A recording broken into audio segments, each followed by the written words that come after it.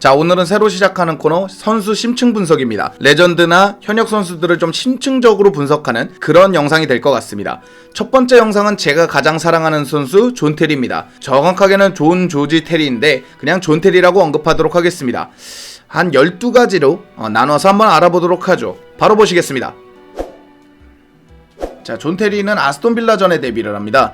이 존 테리 같은 경우에는 폴 테리라는 형님이 계시는데 형님 역시도 축구를 하셨습니다. 그 둘이서 어릴 때부터 축구를 했고 그렇다 보니까 동네에서 소문이 조금 났습니다. 좀 축구 잘하는 친구가 있다. 그래서 이제 샌랩 FC라는 곳에서 존 테리를 끌어온 거죠. 근데 이 샌랩 FC가 좋은 선수들이 많습니다. 저메인 데포, 레들리 킹, 자모라, 당시 이제 존 테리와 EPL을 호령하는, 그리고 이제 잉글랜드를 호령하는 선수들이 고무렵의 고팀에서 그렇게 나오는데, 아무튼 거기서 두각을 드러내면서 미드필더 출신이었으나 센터백으로 내려오면서 웨스트햄 유스, 첼시 유스로 들어오게 됩니다. 이제 98년도 10월 리그컵이고 4대1 이렇게 되면 요즘도 길모, 안조린, 리브라멘토 이런 식으로 투입하기 때문에 당시 첼시의 유망주였던 존 테리도 그런 식으로 내보냈는데, 이것이 이제 첼시의 영원한 주장 존 테리의 데뷔전이라고 볼 수 있습니다. 자, 걸레 수비. 이 존 테리 하면은 스트라이커, 이바노비치나 뭐 이런 선수들로 대변되는 골 잘 넣는 수비수라는 얘기가 있었는데, 그것보다도 존 테리는 이제 걸레 수비로 대변되는 수비력의 대명사입니다. 이게 몸을 던져서 수비하는 것도 정말 좋거든요. 게리 케일하고 이렇게 겹치면서 이렇게 몸 날리는 것도 있고, 태클 좋고, 대인 마킹 좋고, 위치 선정 좋고, 좀 느리다는 것 빼고는 수비적인 측면에서는 깔 게 아예 없는, 타의 추종을 불허하는 선수입니다. 04-05 시즌의 이 최소 실점은 너무도 유명하죠. 지금도 깨지지 않는 불멸의 기록 15실점을 해냈는데 이건 게임에서도 그렇게 쉽지 않을 겁니다. 거기다 14-15 시즌에는 전경기 풀타임, 그러니까 전경기를 나오고 또 풀타임을 뛰었다는 얘기인데, 이게 얼마나 대단한 기록이냐면 맨유의 레전드 센터백인 게리 필리스터라는 선수가 있는데, 그 선수가 최초로 전경기 풀타임을 뛰었고 그 두 번째라고 하니까 이 기록이 얼마나 빛나는 기록인지 알 수 있습니다. 오뚜기라는 표현은 이제 그 오뚜기는 아니고요. 그 오뚜기라는 표현을 썼던 건 이 선수가 부상이 좀 있습니다. 몇몇 큰 부상도 있고 잔부상도 있는데, 07년도 2월에 아스날하고 리그컵, 그러니까 칼링컵이었죠. 그땐 칼링컵 결승을 하고 있는데 코너킥이 이렇게 올라갑니다. 근데 이제 걷어내는 선수가 있고 이제 헤더를 달라는 선수가 있겠죠, 양 팀에. 그 헤더를 달라는 선수는 존 테리, 이제 걷어내는 선수는 디아비인데 디아비가 존 테리 얼굴을 가격합니다. 그러다 보니까 이제 존 테리가 그대로 실신을 했고, 실신을 하면 이제 혀가 말려 들어가는, 기도가 막히는 이런 일이 벌어지는데, 그때 이제 셰븐체코가 그 기도에서 혀를 뽑아내면서 메딕 체코라고 불리기도 했고, 의료진이 또 잘 대응해주면서 선수 생활에도 지장이 없고 그냥 생명에도 지장이 없었다는 거. 근데 이게 공교로운 일일까요? 12월에 또다시 아스날 선수 에브에에게 부상을 당합니다. 이제 발 쪽이 골절되는 상황이 벌어지는데, 이거는 이제 한참 뒤에나 나오는 걸로 알고 있습니다. 한 3개월에서 4개월 후에 나왔기 때문에 큰 부상과 위험에도 늘 놓이는 존 테리지만 항상 좋은 경기력을 보여줬던 오뚜기라고도 표현할 수가 있을 것 같습니다. 자, 이런 존 테리한테도 글쎄요, 이 선수 생명 빼고 뭐 개인 상황에서 더 슬픈 일이 있을 수도 있지만 선수 존 테리로서는 이때가 가장 슬픈 사연일 겁니다. 이 온갖 우승을 쓸고 다니는 존 테리와 첼시의 가장 큰 숙제는 챔피언스리그 우승입니다. 왜냐면 경쟁자였던 맨유도 있고 뭐 리버풀도 있고 이런 상황인데 첼시만 없기 때문에 명문으로 거듭나기 위해서는 챔피언스리그 우승이 필요했습니다. 그런데 이제 무리뉴 감독도 뭐 안첼로티 감독도 여러 감독들이 넘지 못했지만 그랜트 감독은 선수들의 맹활약하고 이렇게 맞물리면서 사상 첫 챔피언스리그 결승에 올라가게 되거든요. 근데 이 상황에서 상대는 맨유였어요. 테베즈 있죠, 루니 있죠, 호날두 있죠, 긱스 있죠. 거기에 EPL의 대표 명장 퍼거슨이 이끌고 있기 때문에 아무래도 스쿼드는 비슷하겠지만 그랜트보다는 아무래도 퍼거슨이 이기지 않을까라는 생각이 있었습니다. 그러나 호날두가 한 골을 넣었지만 램파드가 바로 한 골을 넣으면서 전반에만 한 골씩 그래서 이제 호각세를 이루게 됩니다. 그러나 이제 맨유가 계속 밀어붙였겠죠. 아무래도 뭐 자신 있으니까 공격적 라인업이 너무 좋으니까 밀어붙였지만 경기는 끝내 승부차기까지 갑니다. 근데 이게 무슨 일일까요? 승부차기까지 오게 해줬던 호날두가 실축을 하면서 첼시 선수들은 모두 득점을 했거든요. 그럼 이제 경기는 한 선수만 득점을 하면 됩니다. 마지막 키커죠. 마지막 키커가 글쎄 운명의 장난일까요? 존 테리가 되게 됩니다. 존 테리가 나와서 킥을 차게 되는데 이 킥이 골퍼스트를 맞고 튕겨 나오면서 존 테리는 다 잡은 비기어를 자기 스스로 놓치게 되는 그런 상황에 놓이게 됩니다. 그리고 이제 아넬카가 실축하고 맨유는 득점하면서 경기가 끝났는데 한동안 테리가 실점하고 나서 일어나지 못하는 모습만 봐도 그의 충격이 얼마나 대단하고 그의 슬픔이 얼마나 대단했는지는 알 수 있는 장면입니다. 그래서 앞서 설명드린 대로 테리는 정말 많은 우승을 쌓은 선수지만 유독 챔피언스리그 결승에서만 조금 꼬여갑니다. 이게 실축도 본인이 날린 거잖아요. 우승한 11-12 시즌에는 아예 경기에 뛰지도 못해요. 왜냐면 전 경기 바르셀로나전에서 알렉시스 산체스를 무릎으로 걷어차면서 퇴장당하게 되거든요. 챔피언스리그 결승에서 비기어 따는 건 본인 스스로 날리고 결승전을 못 뛰니까 챔스 우승을 하는 거 보면 아무래도 챔스 우승과는 인연이 없다 이렇게 볼 수 있습니다. 그랬던 존 테리가 이제 키퍼로 나온 적이 있습니다. 06년도 10월 레딩전인데요. 이 레딩전에 선수하고 크게 부딪힙니다. 체흐가. 그래서 이제 체흐가 정신을 못 차리고 결국에는 이제 두개골 골절까지 일어나면서 헤드기어를 차게 되거든요. 아무튼 체흐는 그렇게 나고 쿠디치니가 나왔는데 쿠디치니도 좀 이따 부상을 당하게 되면서 이제 키퍼가 없잖아요. 그래서 테리가 어쩔 수 없이 키퍼를 맡게 됐습니다. 근데 또 이게 워커 때처럼 워커도 은근히 잘했잖아요. 그것처럼 존 테리도 은근히 잘해가지고 팀의 1대0 승리를 거두게 됩니다. 물론 수비들이 이제 훈련 때나 이럴 때 키퍼를 잠깐 보는 건 있지만 본선 경기에서 보는 일은 없잖아요. 아무튼 수비면 다 잘하는 존 테리인 것 같습니다. 자, 이제 존 테리에게 감독으로서 무리뉴 감독을 빼놓기는 어려울 것 같습니다. 최근에는 이제 뭐 루크쇼, 포그바, 오리에 이런 선수들하고 많은 논쟁을 일으키고 있는 무리뉴 감독이지만 존 테리에게 있어서만큼은 좀 다른 것 같습니다.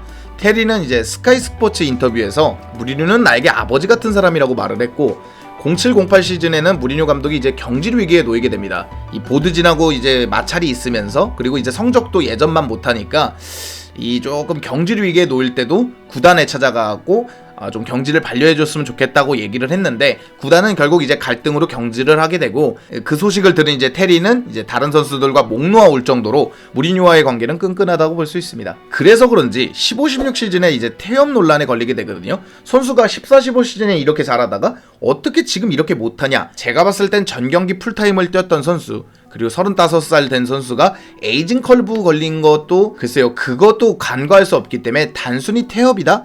이렇게 보기는 어려울 것 같습니다. 히딩크 감독이 들어와서도 존 테리는 그렇게까지 나아지지 않았기 때문에 저는 퇴업보다는 에이징 커브에 가깝지 않나 이렇게 보고 있습니다. 이 아버지뿐만 아니라 존 테리가 말했듯이 여기 나오겠지만 존 테리가 말했듯이 집안 모두는 이제 웨스트햄 팬입니다. 그래서 이제 웨스트햄 유스 시절 때 아스날, 맨유, 첼시에 동시에 오퍼가 왔는데 테리는 이제 어린 나이다 보니까 고민이 될 거 아닙니까? 14살이었던 걸로 기억하는데 테리가 이제 아버지 어디 가는 게 좋겠습니까? 이렇게 물어보니까 테드 테리는 그 무렵에 이제 웨스트햄 팬이다 보니까 첼시로 보내는 게 좀 꺼려지기도 했겠지만 아버지로서 한번 보자 그러면 다른 걸 다 떠나서 당시 아스날은 뭐 리그컵도 우승하고 FA컵, 위너스컵 이런 식으로 우승을 잘할 시절이었고 96년도에는 벵거가 들어왔기 때문에 물론 나중 문제긴 하지만 96년도에 벵거가 등장할 정도로 좀 탄탄한 구단이었고 뭐 맨유는 말할 거 없죠. 이제 퍼거슨 시대가 열리고 나서 우승을 쓸어담기 시작하던 시즌이었기 때문에 당시 첼시도 뭐 그렇게까지 밀리는 클럽은 아닙니다. 결승도 잘 가고 그런 클럽이지만 아스날과 맨유의 위상이나 위치로 봤을 때는 첼시가 조금 밀리는 느낌이었습니다. 그래서 이제 아버지는 여러 가지 이유가 있겠지만 완성된 팀인 맨유를 추천했습니다. 아무래도 런던 라이벌 팀으로 가는 것보단 맨유 가는 게 낫겠다고 생각하신 것 같은데 이 테리가 가만히 생각해보니까 여러 가지로 첼시가 잘 맞겠다고 생각해서 첼시로 가고 싶다라고 얘기를 했나봐요. 근데 이제 극구 반대하는 거죠. 테드 테리는 극구 안 된다, 맨유 가라 이랬는데 결국에 안 돼서 아버지가 아닌 어머니가 계약서에 사인하면서 가게 됐다고 합니다. 아버지는 이제 스탠포드 브리지로 오는 것 자체가 싫었대요. 계약서 사인하는데. 만약 이제 아버지 테드 테리가 계속 밀고 있었고 존 테리가 그 말을 들었다면 우린 요런 사진을 보게 되지 않았을까, 요런 걸 생각해보면 좀 끔찍한 것 같습니다. 존 테리에게 아스톤 빌라는 조금 인연이 깊은 클럽입니다. 데뷔전도 아스톤 빌라지만 선수생활 마지막도 아스톤 빌라에서 했거든요. 첼시를 떠나게 된 존 테리는 여러 클럽의 오퍼를 받습니다. 아무래도 중위권 클럽들에게는 아직까지 존 테리는 매력적인 선수이기 때문에 오퍼를 받았지만 리그 내에서 어쨌건 1군에 남아있다면, 1부에 남아있다면 첼시하고 붙게 되기 때문에 그게 싫어서 경쟁력 있는 2부 리그 아스톤 빌라로 갔다고 하는데, 초반에 조금 부침을 겪다가 정상 궤도에 들어왔다 부상 입었다 이렇게 좀 다사다난하게 한 시즌을 보냈지만 이 결과론적으로 아스톤 빌라는 그때 1부 리그로 올라오진 못합니다. 그러고 나서 이제 은퇴를 하고 지금도 빌라의 수석 코치를 하고 있기 때문에 빌라와의 인연은 선수 생활에서의 존 테리에겐 꽤 인연이 있는 그런 클럽입니다. 올해의 아버지, 사실 이걸 빼고 테리를 말하기는 조금 어렵습니다. 선수 생활과는 크게 관련 없는 거지만 그래도 어느 정도 교집합은 있습니다. 가장 유명한 사건이 웨인 브리지 사건입니다. 절친한 팀 동료였던 이제 웨인 브리지 여자친구랑 바람이 나면서 월드컵 주장도 박탈이 당하고 이미지도 완전히 망가져버리는 희대의 바람둥이가 되거든요. 당시엔 이제 06년도에 이제 토니랑 결혼을 해서 이제 토니 테리랑 결혼을 하면서 이제 쌍둥이를 낳습니다. 쌍둥이들한테도 되게 잘하고 부인한테도 되게 잘하면서 되게 자상한 아버지 이미지를 받습니다. 그래서 06년도에 올해의 아버지 상을 받게 되는데 이게 이제 올해의 아버지 존 테리다, 이런 드립의 시초죠. 근데 이제 이게 뒤에서는 바람도 피고 웨인 브리지의 애인 페론첼이 아이를 갖게 되니까 그걸 지울 것까지 요구를 하면서 그걸 이제 발설 금지하는 이제 문서까지 만들었다라는 아주 충격적인 사건이 일어나면서 존 테리 이미지는 이제 나락을 가게 됩니다. 근데 이뿐이냐? 또 그것도 아닙니다. 이제 퍼디난디, 레들리킹하고는 인연도 많은데 레들리킹, 퍼디난디와 레들리킹과 인종차별 문제가 얽히면서 조금 이미지가 정말 나빠집니다. 이제 검은 원숭이 이런 식으로 불렀나봐요. 그래서 이제 QPR 전에는 이제 박지성 선수하고 퍼디난디가 악수 거부도 해버리고, 이제 웨인 브리지 사건은 얘기를 드렸으니까 웨인 브리지는 이적을 해버리거든요. 맨시티로. 맨시티 경기 때는 이제 무섭게 노려보는 웨인 브리지 짤이 돌기도 할 정도로 논란의 아이콘으로서는 존 테리를 빼기가 좀 어렵습니다. 거기에 이제 불법 주차 얘기도 있고 클럽에서 난동 부린 얘기도 있고 9.11 테러를 조롱했다는 얘기도 있고 여러가지 구설수, 물론 사실인 것도 있고 루머로 끝난 것들도 조금 있지만 어쨌건 구설수에는 계속 올랐던, 이 축구 외적으로는 조금 존경하기 어려운 그런 선수라고 볼 수 있습니다. 그러나 축구적으로는 계속 존경할 것들만 나옵니다. 이제 구단주는 로만이지만 첼시 레이디스, 그러니까 첼시 위민의 회장이기도 합니다. 이게 아무래도 지금도 그렇지만 이 남자 축구보다는 이 여자 축구가 인기도 덜하고 관심도 덜하다 보니까 지원도 덜하단 말이에요.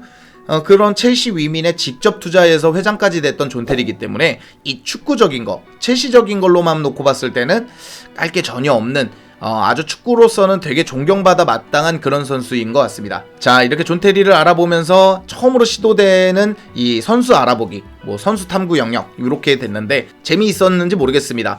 아무래도 존 테리는 많이 알려진 것도 있고 이런 게 있었어? 이런 것도 있는데 이런 식으로 좀 첼시 선수들을 좀 알려주는 그런 이런 채널이 되도록 노력하겠습니다. 오늘 영상은 여기까지고요. 즐겁거나 유익하셨거나 도움이 되셨다면 당신의 구독을 기다리겠습니다. 감사드립니다. 사생활은 아니야.